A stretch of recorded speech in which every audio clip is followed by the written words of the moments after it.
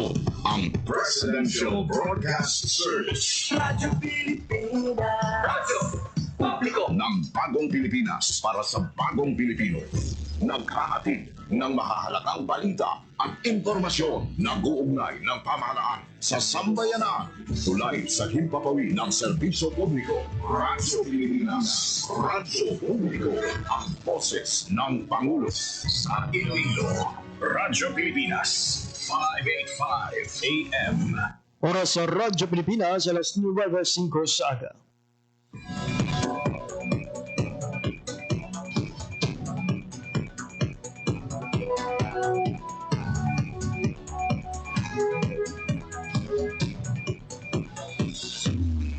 Western Visayas, Panay Island na tinamaan itong island-wide blackout. Ang pagsulod mo gin sa massive watershed. Pinaka-purpose na ini para sa operation nato. We have that in collaboration with the department. I am again standing up. Mapigtahan ang ina freedom of expression. Office of Civil Defense naman po. Balita, issue, kag iban pa. Diri sa Radyo Pilipinas. Radyo Publiko.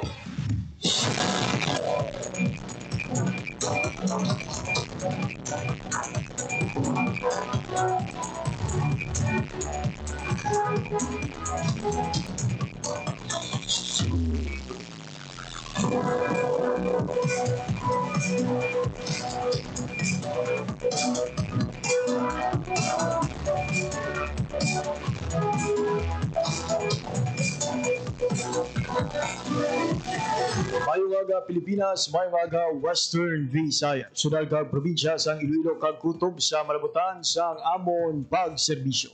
Di ka man gabahin sa kalibutan, naghahatag kami sa katawran. Mayong aga, good morning sa inyong tanan. Abian, welcome sa isa naman edisyon sang pagparagan sa programa Balita, Issue kag iban pa. Adlaw kita karon sang Martes, Abril 29, tuig 2025. Ila ang ikaliba kag katapusan nga Martes karon nga ika-4 nga bulan sang tuig 2025. Kinahanglan maging kapod ninyo until 9:55 in the morning. Ako ang inyong alagad, JP Hervas.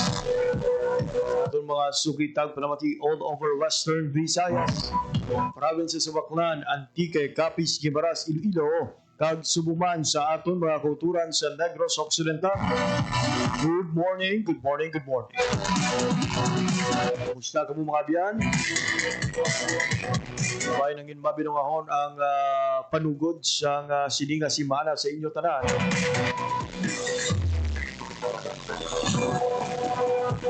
Magpadayon sa nabiling inadlaw sa bulan sa Abril.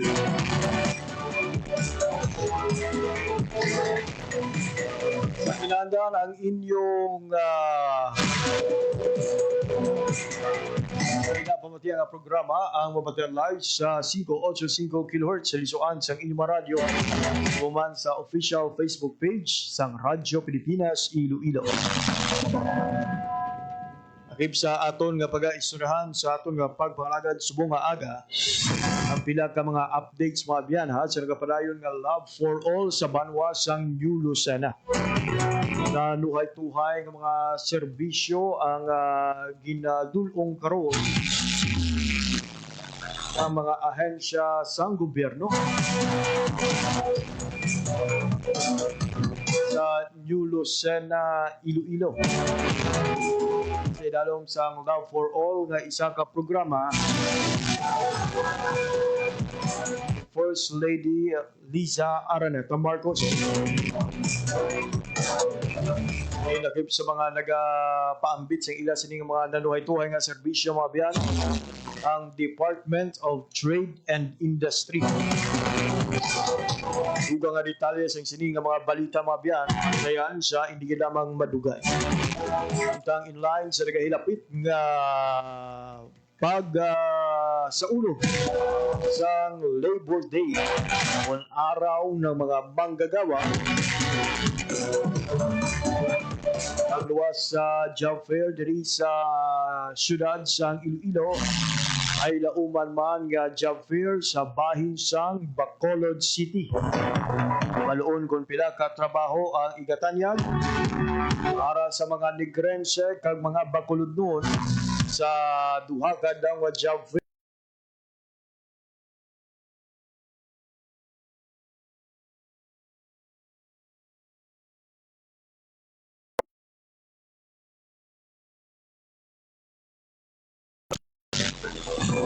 Wala ang mga trabaho nga nagahulat para sa mga job seekers.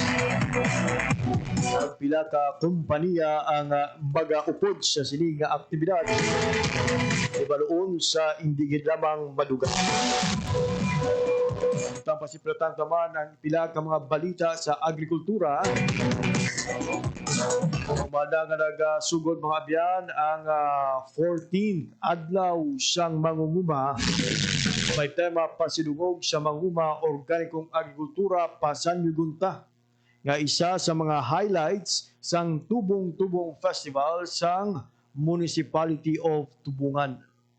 Ano pala ang mga aktibidad gagawin preparar sang ining Tubong-Tubong Festival?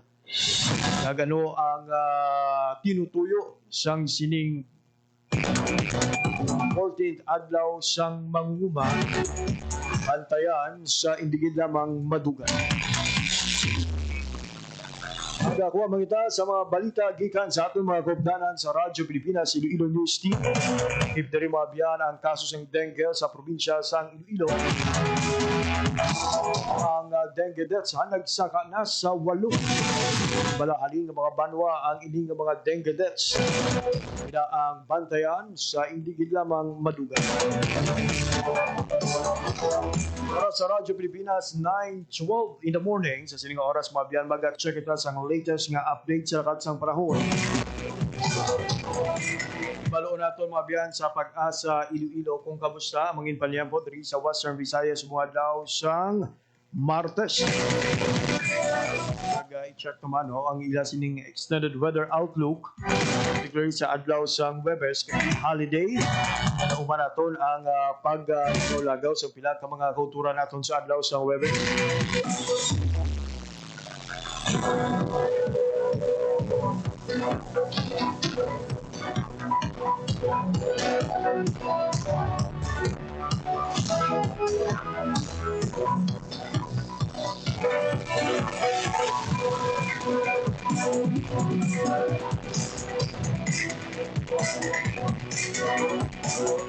Oras sa Radyo Pilipinas, alas 9:13 na sa aga. Sa sining oras, may po natin sa atong linya ang DOST Weather Forecaster sa DOST Pag-asa Iloilo, si Sir Jeff Makiling. Sir Jeff, good morning.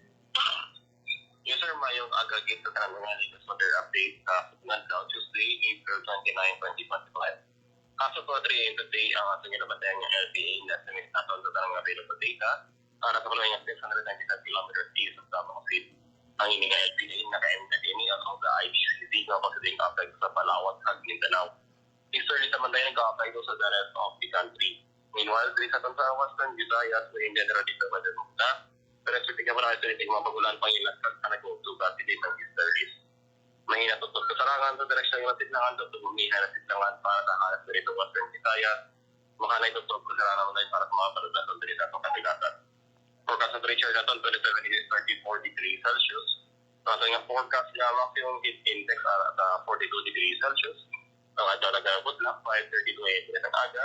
Magsulod din siya 6:02 PM sa gabi. Kapag latest weather update na rin tayo dito sa press station of the Jeff Makipat. Salamat. Sir Jeff, balikan na nato na ang low pressure area. How likely nga mangin na isa ini ka tropical depression o kung na isa ka bagyo?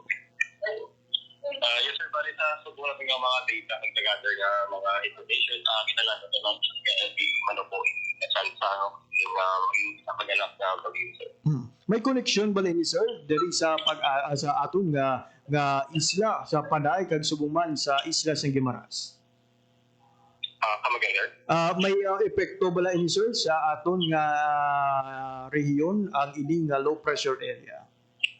As of now, sir, ang ining low pressure area wala ining direct nga effect sa aton diri sa Western Visayas. Ang mga pagtupanon sa ulan nga experience aton kagabi sir in dalang ako dinito aton nga weather system nga easterly. Kaya ako din komuniki niya siya katulong sa hapon, sa kagahon natin, sir. I see. So shall we expect sa mga masunod nga adlaw, sir, no, ang ining maulanon nga panyempo at time sa kagabihon kaga subong man sa kaagahon ini amangin normal na kumbaga sa sining mga inadlaw? Sa subong, sir, expect na sa next following days maging generally for weather kita, pero as throughout the next following days man, expect na po may pang-alagit yung possible na hindi mga tabo, so ako man ang ginagawa na so ako din may possible makita pagdala sa mga pagkulan, especially sa hapon, gabi, pagkakadala ng ating weather system. And as to heat index natin, sir, no, na-mention mo kaina, ang heat index diri sa aton nga syudad will be at 42 degrees Celsius ang forecasted nga heat index. May know, sir, kamusta naman ang iban pang mga area diri sa Western Visayas?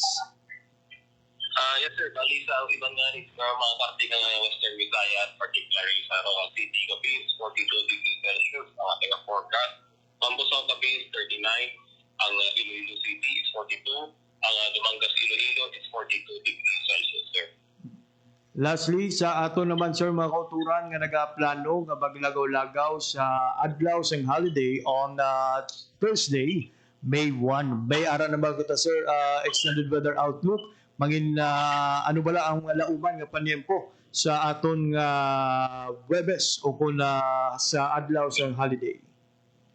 Yes, sir. Bali, as of now, sir, expect po nga magiging generally for weather kita, pero mag-pantay, mag-react sa possible ng mga updates kasunod na may nagdaw kung may mga possible changes may kinabantayan nila. Madam? I see. Maraming salamat, Sir Jeff Makiling, sa imong update kag impormasyon. Yes, sir. Salamat sa may nagdaw, sir. There you have it, mga biyan, ang latest nga update sa rakat sa prahon gidulong sa aton sang Pag-asa Iloilo with Sir Jeff Makiling sa pihak nga linya. Generally fair weather ang mangin kondisyon sa nga aton sining nga panyempo this Tuesday, April 29. So sa nasiling na ni Sir, no, bilang kabayan sa mga epekto sa easterlies, posibilidad sa mga pag-ulan sa hapon, gabi o kung sa kaagahon. So sunod-sunod na mga biyan, no, nga may mga pag-ulan nga na-monitor mga area diri sa Western Visayas balin sang Biyernes. Pag-ulan kita nga na-monitor kung kaisa sang 10 tubtuba 30 minutos. O sa adto naman sang kung sa oras naman sang panyaga tubtub hapon, ma-experiencehan naman ang tuman nga kainit o kagkapaang bangod sang mataas nga heat index.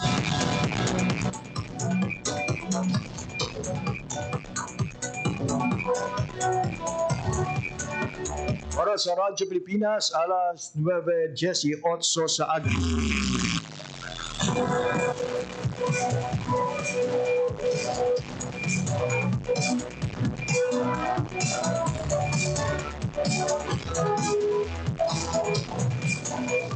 Abian, ongoing subong adlaw, Martes, Abril 29, ang Love for All sa programa ni First Lady Liza Araneta Marcos.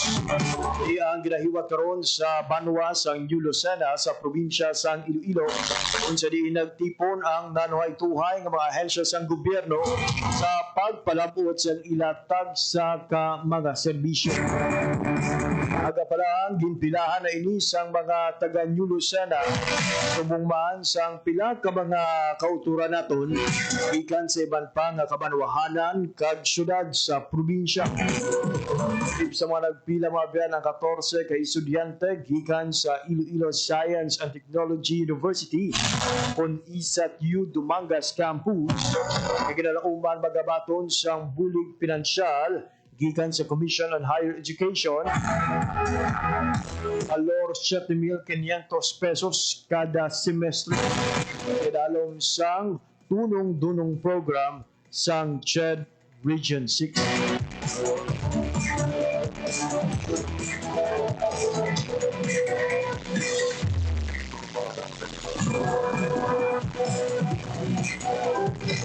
Ang magluwas sa CHED mga abyan, naghatag man sang ila sining serbisyo. Department of Trade and Industry, Iloilo and Western Visayas.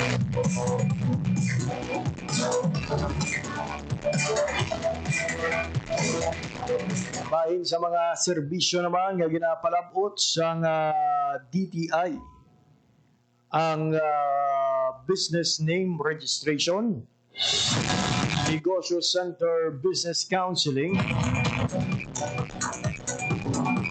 SBCOR na para naman sa mga kauturan nato na magatanyag sa ila sining o kunaluyag na mag-aangkon sang utang para sa kapital sa ila sining pagnegosyo.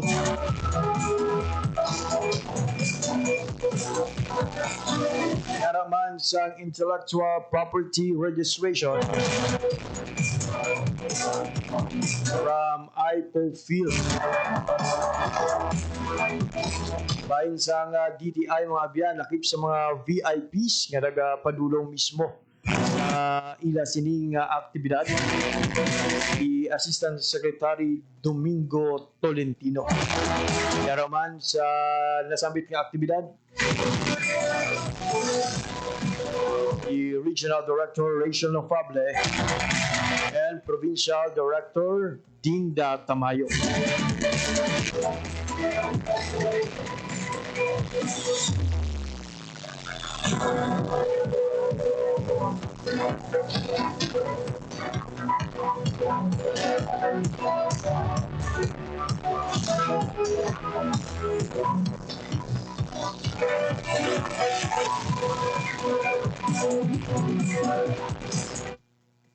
Ot nga aktibidad ka serbisyo mabyan ang Department of Health, Department of Agriculture, Department of Social Welfare and Development, Technical Education and Skills Development Authority, PhilHealth, National Housing Authority, Pag-ibig Fund, at Philippine Statistics Authority.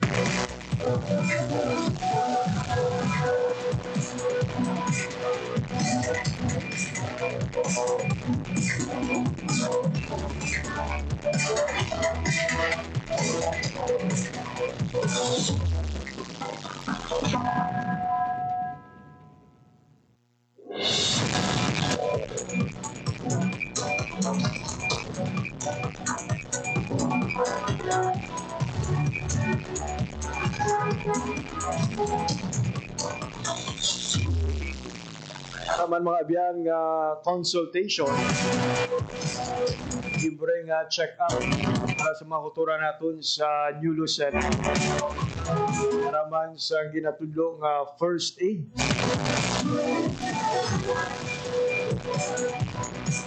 iban pagin nga mga skills training, bahin naman sa Technical Education and Skills Development Authority o CONTESDA. Naton ha sa mga ragway nga aton sining tipo ta sa siniyang aktibidad ang pagdugok sang pila ka mga estudyante expected to benefit sang pila ka mga programa sining Love for All. The information sa aton sining mga kauturan, Love for All stands for Laboratorio, Konsulta at Gamot para sa lahat.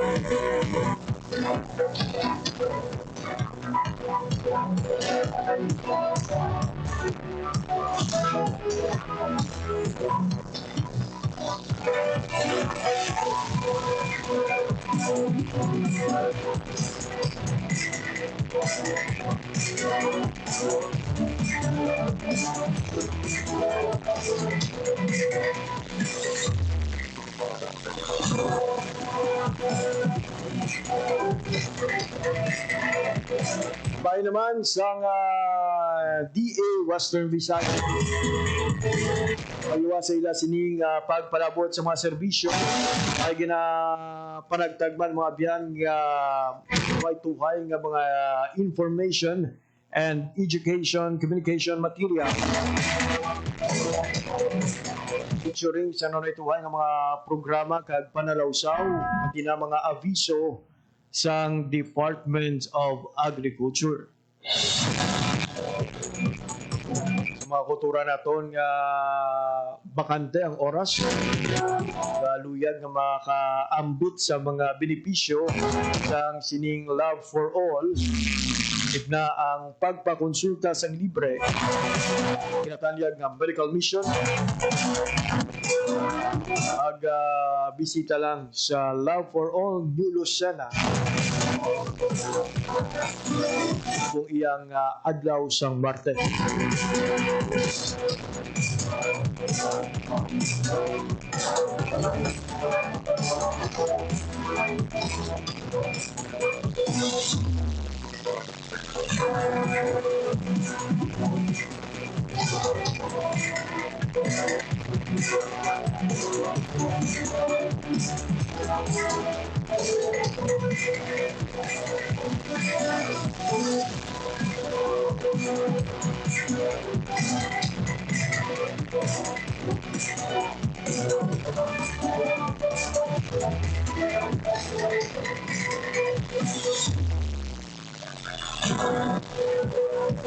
Again, mga biyan, may aras sang ongoing karon nga Love for All bahin sang New Lucena.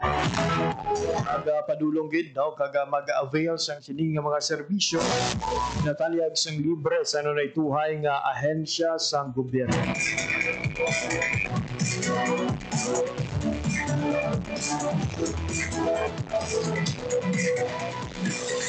Ruban hindi lamang sa aton sining syudad kag probinsya ang ginpadulungan ng Love for All. Prior to this mga biyan, nakapadulong na sa iban pa nga probinsya kag diri sa aton sa Kabisayan nga Tungdan. Igman sa ginpadulungan sa ito ang probinsya sang Negros Occidental.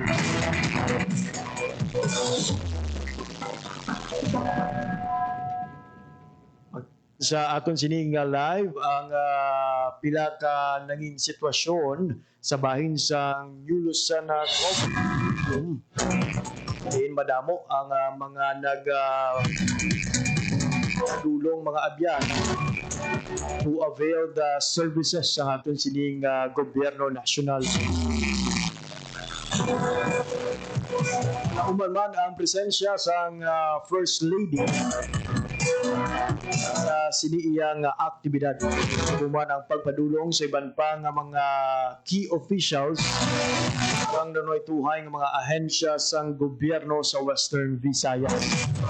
As mentioned mga biyan, no, lakip sa mga nagpadulong na sa sining aktibidad para magpangunaman sa pagtanyag sang serbisyo ang aton sining Department of Trade and Industry with ASEC Domingo Tolentino and Directors Rachel Nofable and Maria Dinda Tamayo.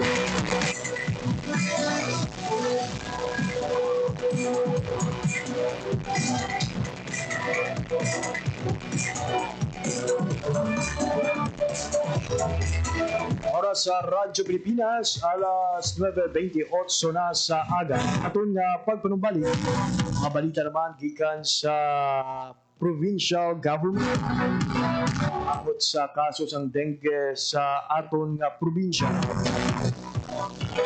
Gitna ang dengue deaths nga na-record sa Iloilo Province. Ang update sa hiwaton nga job fair sa Peso Bacolod.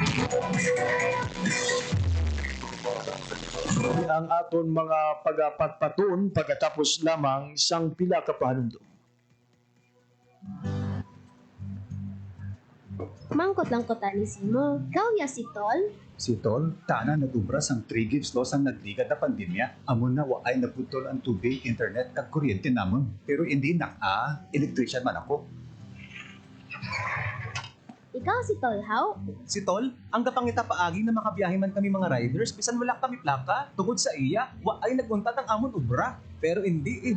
Hi, ikaw ya si Tol? Si Tol? Ginduso niya ang Maritime Zones Act. Tungod sini, wa ay madula ang atong depensa kag kinamatarong sa West Philippine Sea. Pero hindi Na, hinahanap mo raw ako. Tol, salamat gid kay ginbuligan mo ang mga estudyante para makukuha sang nubo ng internet load. Kung pwede ko magboto, iboto tagid kaya. Promise? Promise! Kay Tol, ang bulik wala untad. Number 61 sa balota, Francis Tol Tolentino, ang tol ng bawat Pilipino.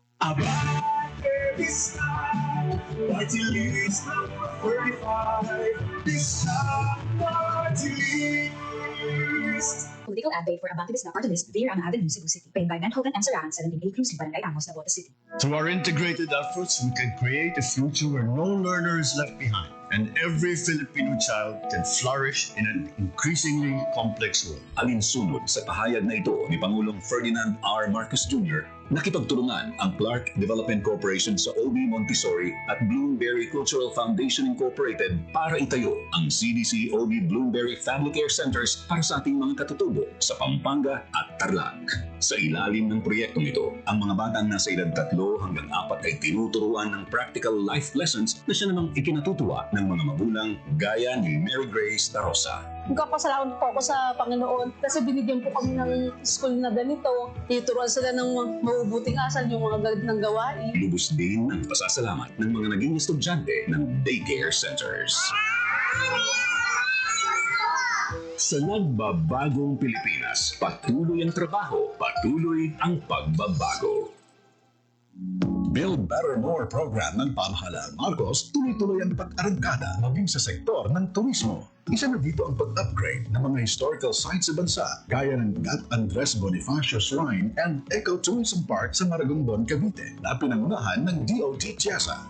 Ang historical shrine ay pag-alala sa katapangan, determinasyon at pagiging makabayan ni Bonifacio na nawa ay maging inspirasyon sa taong bayan. Sa nagbabagong Pilipinas, patuloy ang trabaho, patuloy ang pagbabago. Kasama si Pangulong Ferdinand Bongbong Marcos Jr. ay mas abot kamay na sa manggagawang Pilipino ang kanilang mga pangarap. Yan naman ang mandate ng government is to create jobs. We are creating jobs, livelihood to so many families. Sa ating mga mamamayang Pilipino, alam po namin na hangad ninyo na magkaroon ng maayos, matatag at marangal na trabaho. Binubuksan natin ang isang bagong yugto sa ating bansa kung saan mayroong sapat at dekalidad na trabaho para sa lahat. Mas maraming pintuan ang magbubukas para sa ating inaasam na maunlad at mapayapang kinabukasan. Sa pamahalaang Marcos, ang bagong Pilipinas nakikita na. Sa nagbabagong Pilipinas, patuloy ang trabaho, patuloy ang pagbabago. Walang material na bagay na makakatumbas sa halaga ng edukasyon.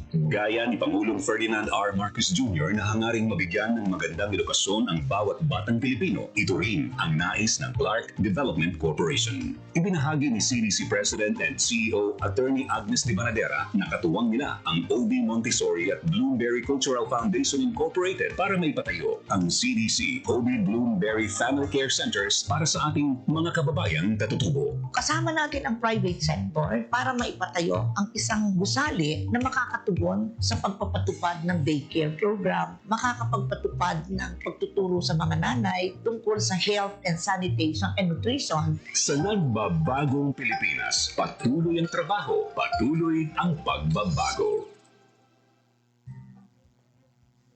Sa kabila ng tumataas sa tensyon sa West Philippine Sea, naisagawa pa rin ang mga regular na rotation and resupply o remission ng Armed Forces of the Philippines. We are in the business of protecting our territorial imperatives. We are insisting on exercising our sovereign rights. Parte din ito ang pagpapakitang halaga ng administrasyon sa pangunahing pamumuhay ng mga mayang-isdang Pilipino sa West Philippine Sea. Katuwang naman dito ang BIFMAR at PCG. Oras sa Radyo Pilipinas, alas 9:34 na sa aga. Sige po nagpamatika mo sa pagpangalagad sa programa Balita, Issue, Kagiban pa. Radyo Pilipinas. Radyo Publiko. Radyo Pilipinas. Sa sining nga oras mabiyan magakuha kita sang update sa Iloilo Provincial Health Office angot sa kaso sang dengue sa probinsya sang Iloilo kag ining impormasyon nga 8 na ang numero sa mga napatay bangod sa dengue sa probinsya. Ang detalye sa ang balita sa live report ni Lodi Marian Grace Erenieta. Radyo Pilipinas. Radyo Pilipinas. Report. Good morning. Lods, good morning. Ang masubo diri Lods, no, nagsaka na sa 8 ang napatay bangod sa dengue sa probinsya sang Iloilo silin nga tuig Lods, no, 2025. So gipahayag diri ni Dr. Maria Socorro Quinion ang aton nga provincial health officer sang probinsya sang Iloilo nga yara na sa 8 ang dengue fatality ini matapos nga ti nagdugang recently subong lang nga bulan sang Abril. So ang bag-o naton Lods nga napatay no 20 anyos nga babayi gikan ini siya sa Banwa sang Dueñas. So gipayag diri ni Dr. Quinion Lods, no, nga sang April 3 nagmanifest sang hilanat, naka-experience man no sang chills kag loss of appetite, pero nag-self-medicate lang no ining pasyente naton. Sang April 4 bangod nga ti tudo-tudo ang iya nga hilanat, nagpauli ini siya sa Dueñas, kag sang April 5 tubtob sa East nagdevelop na ini siya sa mga dengue warning signs naton. Pero despite no nga ti naka-develop siya sa mga early warning signs, wala sa gihapon nagpakonsulta no ining pasyente naton. Sang April 7 lang no sang dala ini siya sa district hospital ini matapos nga ti nagsululukan na siya kag naka-experience no sang paglingin sang ulo kag palanakit sang tiyan. Bangod nga ti naglala pa gid ang iya nga sitwasyon, ginhalin ini siya no sa isa ka tertiary hospital, kag sang April 9 gindala sa or ginpasulod no sa intensive care unit o kon ICO, tubtob nga ti ginbawian siya sang kabuhi sang April 10. So according diri kay Dr. Quinion, despite no nga ginatagan gid siya no sa pag-manage o kung pag-amuman no sa aton mga tertiary hospital, but because nga ti niara na daan sang danger signs ang aton man nga pasyente, amon ni nga ti malala or mabudlay idumala na no ang iyaman nga nabatsyag. So kung madumduman no diri sa aton sa province of Iloilo, una kita Lods no nga naka-record diri no sang dengue fatality sang January. According diri no kay Dr. Rodney Labis, ang head naman niya sa Health Service Delivery Division naton dira sa Provincial Health Office, ang una naton nga dengue fatality gikan ini no sa Banwa sang Putotan, nagaedad 67 years old or babae ini siya no gikan sa Putotan. Ang ikaduha 6 years old nga bata nga lalaki gikan man sa Putotan. Ang ikatatlo nga dengue fatality naton gikan sa Carles, 71 years old nga lalaki. Ginsundan ini sang Oton, 11 months old nga lalaki. Ginsundan ini sang taga Tigbawan no nga 2 years old nga bata nga babayi. Ang ikaanom naton amo ining 47 years old nga lalaki gikan sa Carles. Kag ang sang February Lods no ang last naton nga dengue fatality, gikan ini siya sa Banwa sang Balasan, 27 years old. So as of now Lods no yara na kita sa masobra 1,400 ang total dengue fatality naton nga na-record, total dengue cases naton. Ang fatality naton is 8 out of 1,431. So kung i-compare naton sa last year no nga morbidity week, mas mataas Lods sang 82% ang cases naton no hali sa morbidity week 16 sa 2025 as compared sa morbidity week 16 man nato no sang 2024 nga may ara lang kita sang 788 cases Lods. Brian, to clarify no pila ang difference naton as to the number of cases sa nagdigay nga tuig kag subong. Ang according diri no sa datos sang aton man nga Provincial Health Office, last year may ara lang kita na record nga 788 cases no, pero subong may na record kita nga 1,431, so that is 643 ang difference naton or 82% gid no ang pagsaka man sang aton nga dengue cases subong ya nga 2025. Talag pang doon man biyan, ang na-mention mo gina, Pebrero pa no, ang last fatality. But subong lang nag-reflect sa datos ang IPHO. Ano ang reason kung medyo delayed ang pag-appeal sini sa record? Before sang April 10 naton nga last dengue fatality, ang last naton nga na record February 27. I see. So bulan sang Marso wala kita sang na record nga dengue fatality. So subong naman month of April ang aton no nga last death April 10 amo ini siya no ang 21 years old nga babayi gikan sa banwasang Dueñas. So to clarify, ang Pebrero, mo to ang Ikapito. Yes, yes. So ang ikawalo na record subong nga Abril. Yes. Pinalauman nato na yan, nga hindi na magtaas pa o kung madugangan. Bisan isa lang kakaso ang numero sa mga mapatay bangod sa dengue. Yes. Ari balalods no ipabati naton no ang kabahin lang sa pahayag ni Dr. Maria Socorro Quinion, ang aton nga Provincial Health Officer sa province of Iloilo. Cases naton nga sige pagtaas, considering nga may 81.6% kita increase compared sa previous year, kag 0.3% dengue case fatality rate sa 2024, posible nga so by the end of 2025 makalabot kita sa total of 21,708 kag 65 nga deaths. Ini natabo sang 2019 nga kundi nakalabot kita sa 22,167 kag 78 cases nga nagkalamatay.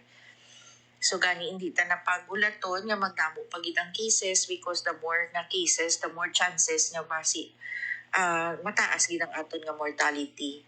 So gani ang amo nga imbitasyon sige nga continue naton ang aton nga tagalunis, no?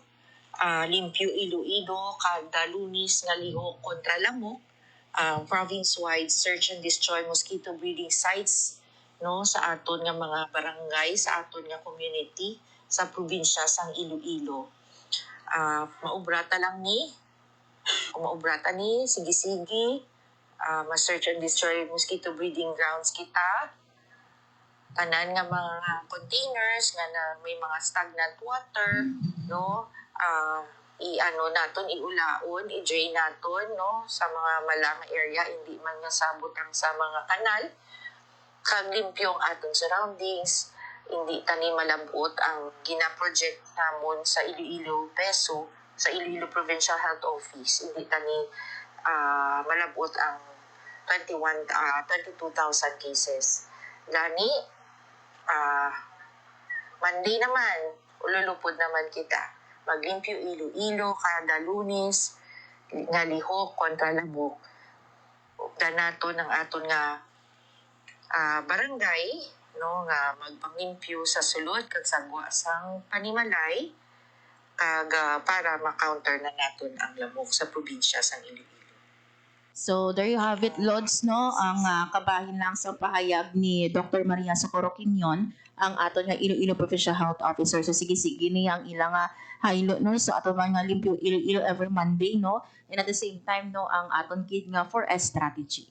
Kabay pa no nga sundon kag pamatian kit sa aton sini nga mga kauturan ang ining madugay na nga ginakampanya sa aton nga Department of Health, and at the same time mga health officers sa probinsya, syudad kag munisipalidad o para nga matapda na ang pagtimbuok sang kaso sang dengue kag malikawan ang pagsaka sang numero sang maapektuhan kag mapatay bangod sang sini nga balatian. Yes, correct ina, Lods, no? Ang aton yang province of Iloilo, sige no, ang paghatag man sang technical assistance sa aton no nga mga LGU, no. Mi ara kita, Lods, no, nga mga LGU nga because man sang ilang experience, no, sa mga nagliligad nga tinuig, no, o kung mga bulan kung sa diin sila ang nagapanguna nga may pinakamataas nga kaso subong naganubo na. So for example, diri biya, no, ang panwasang Oton, kag ang banwasang Badyangan. So kung basihan naton yan, no, ang datos diri sang aton man Provincial Health Office, ang Oton subong nagapangaduwa na lang still, no, iyara sa gihapon or nagapanguna sa gihapon ang panwa sang San Joaquin. Pero no, kung basihan naton man, no, ang datos man sang PHO, ang banwa naman niya sang Badyangan yara na sa ika-29. So sang una, there was a time no nga nag-ara man sa top 5 ang Panuasang Badyangan, pero subong yara na lang sila no sa ika-29 nga LGU naton diri sa Iloilo nga may pinakamadamo nga kaso. So halos tanan biyan no nga mga LGU na naton ang miara na sang cases of dengue. That's why nga kinahanglan gid no ang pag-ugyon sang aton man nga mga pumuluyo. Una gid dira biyan ang permigi kinakampanya ang search and destroy sang aton nga breeding places. Pasulod na kita biyan no or kahapon diri sa aton sa Iloilo City nag-ulan. So dapat gid no nga pangitao naton ini ang mga posible no nga pangitlugan sang lamok, ang mga guma, ang mga vase naton dira o kung mga balde nga ginabutangan naton sang tubig o kung ginastakan sang tubig. So kung may makita gani nga pitik-pitik no ulaon ina kagalimpuhan gid no pakakapareho no ang mga tarog naton o kung ang aton pagid no nga mga suludlan sang tubig. Maraming salamat biyan sa imong balita. Para sa Bagong Pilipinas, Marian Grace Aranyata, Radyo Pilipinas, Radyo Publiko. Radyo Pilipinas. Radyo Publiko. There we have it, mga biyan, ang update sa kasos ng dengue sa probinsya. Kaginakasubo naton nga 8 na ang napatay sa aton nga probinsya bangod sa dengue. We look forward nga time will come kung ang ining balatian matap na mga biyan sa nalasang kamatayon pila naton nga mga kauturan halos kada tuig na lang nga ginabantayan ang aton sining nga mga health authorities. 9:46 sa aga. Update mga abyan sa bahin sang Peso Bacolod para sa ila sining hiwaton sa job fair sa maabot nga Mayo 1 kag Mayo 2. Inanunsyo sang Peso Bacolod LGU kaya sang madamong oportunidad para sa mga luyag nga makaangkon sang trabaho. Abot nga Mayo 1 kag Mayo 2. Mabiyan sa masobra sa 11,000 ka job vacancies participated by more than 60 companies, both local and overseas, ang mag-aupod sa sining nga aktibidad. Ang nasambit iyang job fair mga biyan hiwaton sa main atrium sa SM City Bacolod on May 1 and 2, 2025 halin alas 9 sa aga tubtob alas 4 sa hapon. Sa mga magapangita sa trabaho mga biyan, please bring more resume and bio data with your recent photo, updated passport kung available, school credentials, certificates, dress up appropriately, at syempre dapat may confidence kag right attitude. Sa mga trabaho sa abroad, giginatan niya mga biyan ang painting, carpentry, building sheet metal works, folding, man ang nurse, laboratory instructor, plumber, aircon technician, housekeeping, cook, F&B attendant, florist, receptionist, air assistants and electrical technicians, midwife, waiters and service crew. Samtang lakip naman sa mga trabaho sa lokal, ang mga oportunidad sa mga BPO or business process outsourcing, property specialist, hiring man for HR training associate and HR specialist, voice service associate, driver, helper, supervisor, coordinator, utility kag salesman, loan consultant, legal staff, delivery driver and receptionist. Hiring man ang pila ka kompanya sa waiter, warehouse staff, kag accounting clerk, subong man office staff kag housekeeping. May mga nagapangita man sa baker, driver, production crew kag sales crew. May isa ka bangko ang nagapangita sa branch manager, inclusive finance advocate, Roving Branch Operations Head kag Credit Review Specialist. Sumakuturan naton again sa mga taga Bacolod City ang ini nga job fair hiwaton sa main atrium SM City Bacolod on May 1 and 2, 2025. Samtang sa bahin sang Tubungan, naagda ang tanan nga maninda sa Tubungan 2025. Hapon mga biyan, ginhiwat ang 14th adlaw sang mangunguma nga nakasentro sa tema nga pasidungog sa mangunguma organikong agrikultura Pasanyugunta. Sa mga highlights ang Tubong-Tubong Festival sang Banwa sang Tubungan. Ang nasabit nga aktibidad ang ginhiwat sa Municipal Covered Gymnasium. Ang nagatuyo nga kilalahon ang dako nga kontribusyon sa mga local producers aton nga mga mangunguma sa pagpasanyog sa ekonomiya sang banwa kag sa pagduso sa mga advokasya sa organic farming. Kay Municipal Mayor Roquito Tagsagon nga isa man ka organic farming advocate. Nagiging pasalamatan ang DA Western Visayas sa paghatag sang necessary and continuous support sa mga manguma para nga mapadayon nila ang ilang crop cultivation sa piyak sa mga negative nga impact sa climate change. Ang local chief executive nag-highlight man sa mga urgent issue kaangay sang kakulang sang tubig nga nag-apekto sa agricultural productivity sang banwa. Ginpangabay sini sa iyang mensahe ang collective efforts agud nga ma-address ang water shortage kag gininganyo ang pagpabaskog sang organic farming agud nga maprotektahan ang human health kag ang palibot.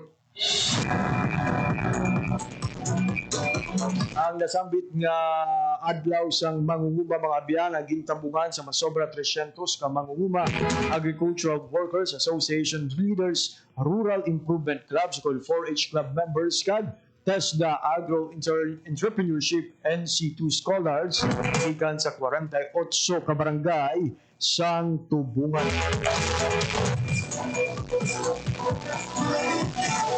Ang kadungan sang adlaw sang mangunguma, ginlunsar man kahapon ang Tubong Agrikultura Exhibit kag flower display.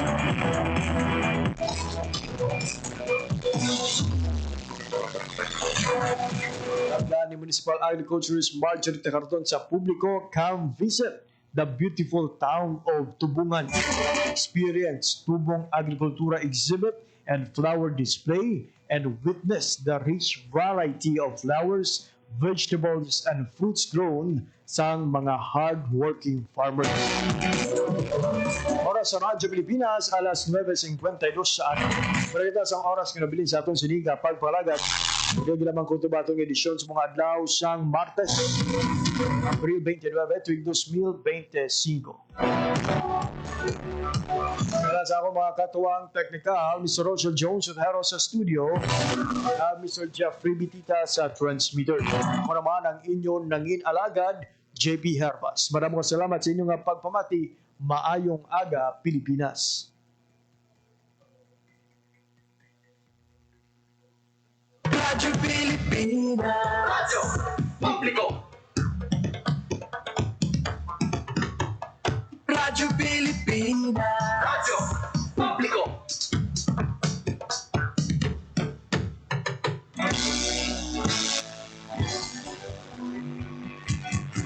Mahalagang mga balita, napapanahong impormasyon. Kami ang inyong gabay pag may bagyo at sakuna. Serbisyo ng gobyerno kapag may nangangailangan.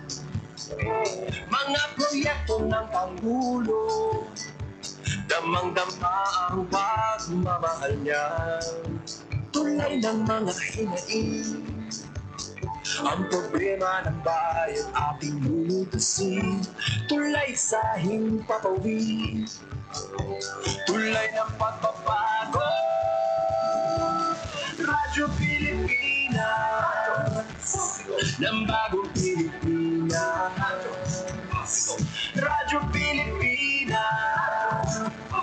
ng bagong Pilipino.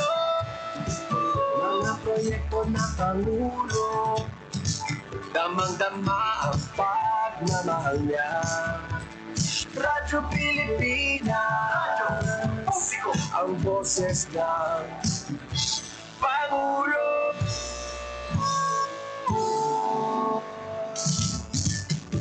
Karamay niyo kami, kahit malayo man kami nakakarating. OFW magsasaka, buhay ay iba't iba, san mang lugar ng bansa natin. Tulay ng mga hinaing, ang problema ng bayan